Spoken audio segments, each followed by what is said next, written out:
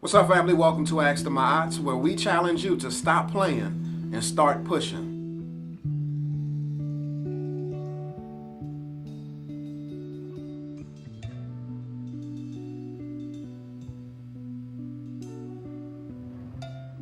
My name is Ayize Ma'at, and I normally do these posts with my beautiful wife, Iyana Ma'at, but today I'm doing it by myself because I wanted to address some of the women viewers who have sent us emails asking us about black men. Now, we're getting a lot of questions coming in talking about my man ain't this, my man ain't that, my man won't find no job, my man ain't watching his children, my man ain't, he's just being irresponsible in the house, my man this, my man that. We actually had one viewer write in saying that, what's going on with these raggedy ass black men? So when we got this email in, I just decided to go ahead and do a video post to really answer that question, what's going on with black men? Now, I'm going to generalize here, but I understand that every brother's situation is different.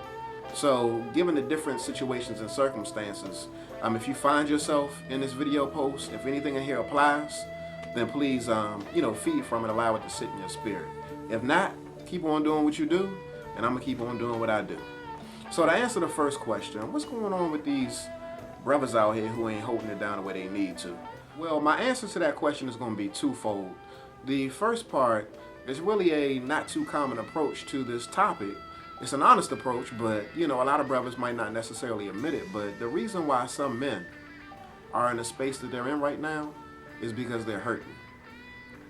Yeah, I said it, black men are hurting. Every black man, has some sleeping giant sitting inside of him that he's struggling to wake up. There's this gap in between where your present circumstances are and what your potential to manifest is.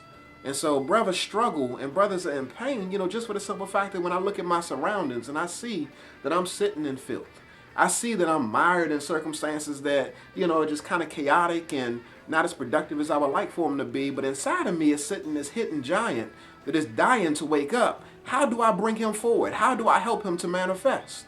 So there's this ongoing battle between what is and what you want to be. And because you can't resolve that inner conflict, there's pain. Men will stand still when they're in pain.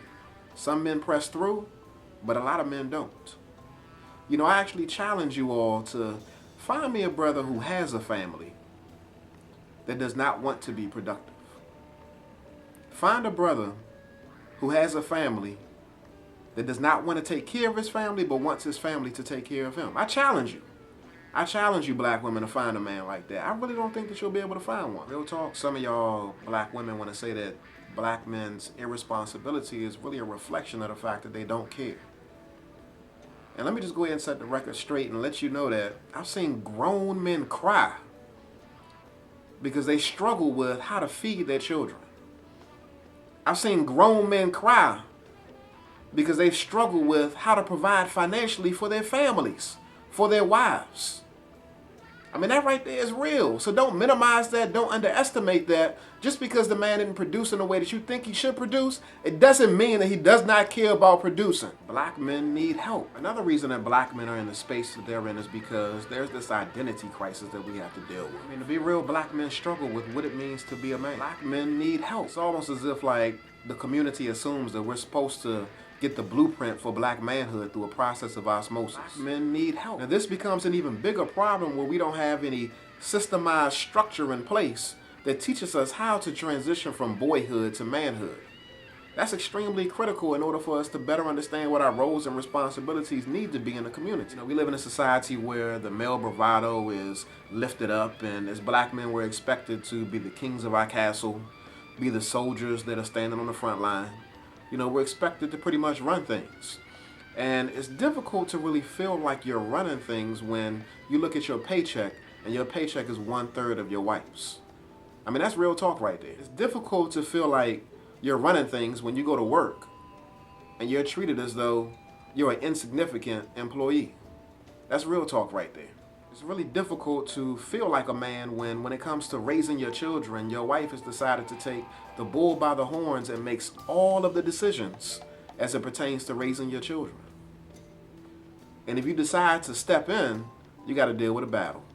Now, I know all of this might sound like an excuse, but it's not. It's an explanation. So with that being said, what will you do with this explanation? Black men are hurting. Black men don't know who the hell they are. They're going through this identity crisis. What are you going to do to help? What I also want to do too is challenge the brothers out there who are in the space where they're standing still. I think you need to dig deep, go deep within, and really stir up that sleeping giant and allow your true potential to manifest. It's good for women to help us get beyond the space that we're in, but it's even better for you to dig deep and get yourself out of the rut that you're in. You can do it. Black man, you can do it. It's your responsibility to be a man, stand up, step up to the plate, and not necessarily expect others to get you out or get you off your back. You get up off your back. You stand on your own 2 feet and you become the man that you're supposed to be. It's up to you. It's not up to them. It's up to you to manifest your destiny. You got to do it. Black man, you get up. You get on your feet. You get to walking. You get to running. You make it happen. Stop playing. Start pushing.